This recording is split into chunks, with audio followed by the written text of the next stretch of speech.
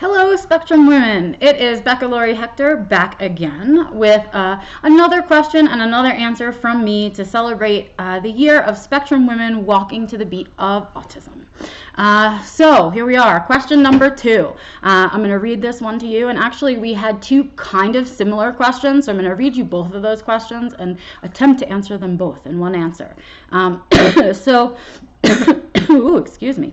So the first question is, what do you do when you suddenly find yourself regressed into bad mental health? Your anxiety has gotten out of control. That's the first question.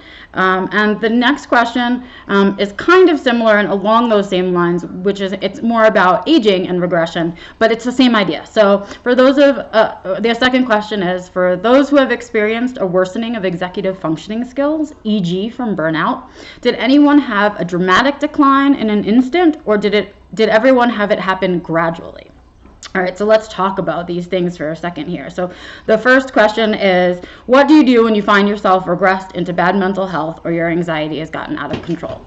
Okay, so this happens to me quite often, and I think it happens to autistics quite often, actually. And what I want to say about it is that it's unavoidable. Right now, the world is the way the world is, and eventually we hope that all the advocacy that we're doing will change that and make it better for everyone. But for the moment, society is the way that it is, and there are certain expectations. For example, a 40-hour work week. So that is considered to be totally normal, and it is 100% unsustainable for me.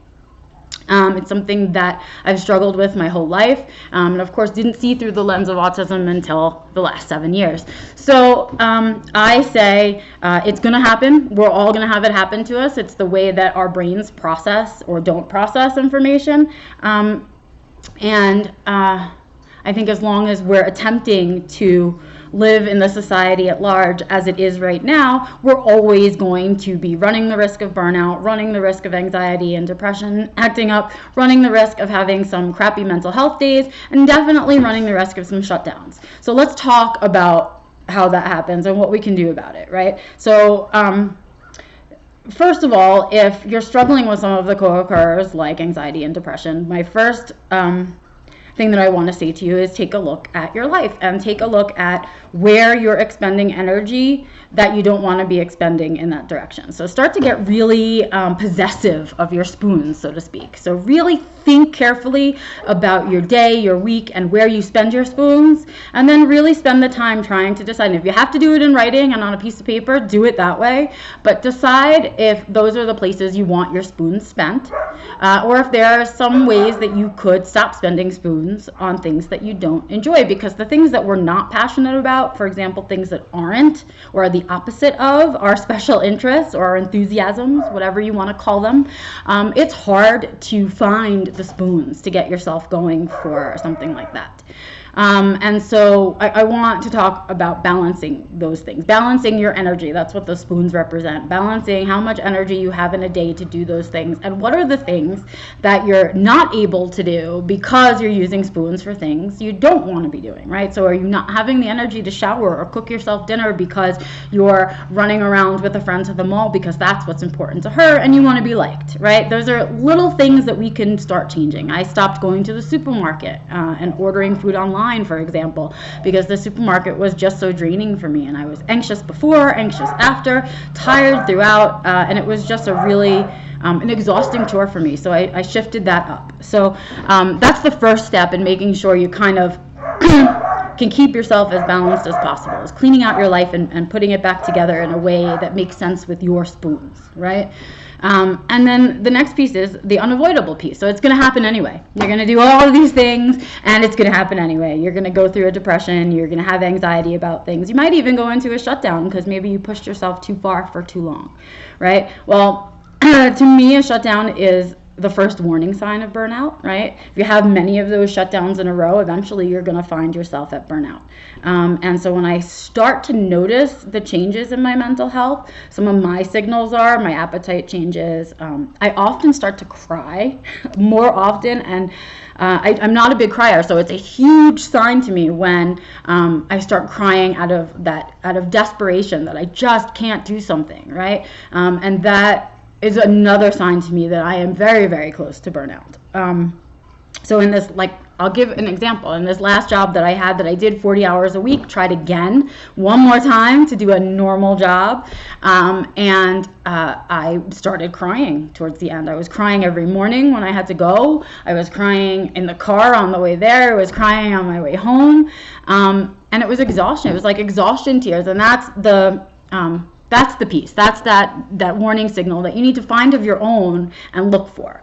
And then I always say the next part of that, because here's the thing about your co-occurrers, anxiety and depression, or any that you might have, they like to take advantage of when you're feeling down, when you're feeling run down. So as soon as it kind of gets to be that environment in your head, depression and anxiety go, oh, yawn, I'm awake, let's destroy this person. And so that's kind of, they come together. And so what I say is, as soon as you start feeling those things, you want to start to correct, because if you don't correct, you're going to shift yourself right into burnout. Another warning sign for me that things aren't okay is kind of an uptick in autistic inertia. I wrote a blog about that, so I'll see if I can post it somewhere for you guys so you can fight autistic inertia. But that's another one of the signs to me that everything's kind of going in that direction.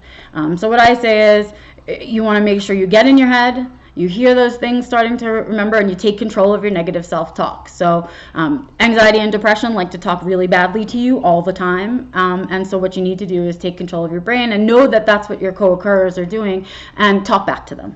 Right? I always say when I'm feeling that bad, I need to stick to the basics. I need to make sure I don't let my environment fall apart. So make sure I'm taking care of myself, my hygiene, and my house, and my hygiene, and my cats. Oh, this side, cats.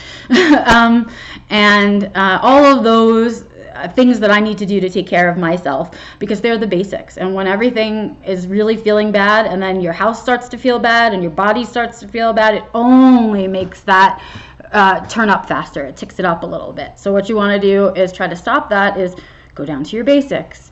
Do the laundry, do your dishes, get through your day, make sure your priorities are taken care of, and try to keep that negative self-talk to the back. And I know this is running a little long, but I'm going to answer the second question anyway. So the second question was really about aging and regression, which is interesting. Those of us who are over 40 and are dealing with their autism, we're all noticing that as we get older, we kind of regress a little bit in our symptoms. So where we have had challenges as children, we sort of learned how to cope with them in our 20s and 30s, and we have a kind of a big tolerance for masking and all of those things. We have all that extra energy. Kind of hit 40 and all that energy disappears. So you go back to being impatient about things, back to being intolerant and having less tolerance to deal with the world at large.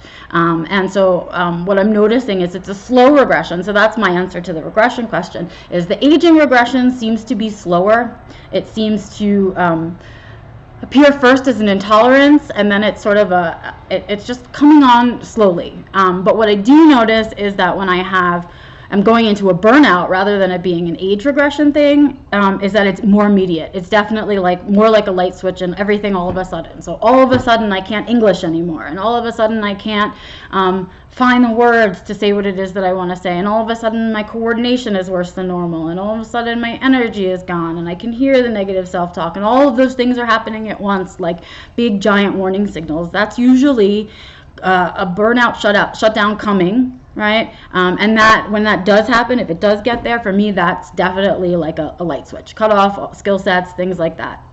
But the longer lasting kind of aging regression seems to me, at least, to be happening much slower and kind of gradually over time.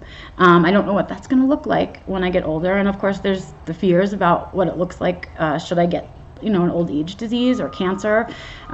So yeah, I live in that kind of fear, but that's my aging answer too about regression. And I think the key to negative self-talk is to remember that it's you talking to you. So you can change that language, and you can change those habits. What you can't change is everybody else in the world around you. So you need to learn how to be comfortable being uncomfortable, and be comfortable in your own skin, and figure out what that feels like and what that means to you, and then make it a major priority. Okay, So that's my answer to the 2 questions. Sorry it's so long, but I hope that they're helpful. And I will see you guys around. If you see me in any of my wanderings or you read my blogs or anything like that, please feel free to let me know you're there. I love knowing that. All right, Spectrum women, get reading, get writing, and take care of yourselves.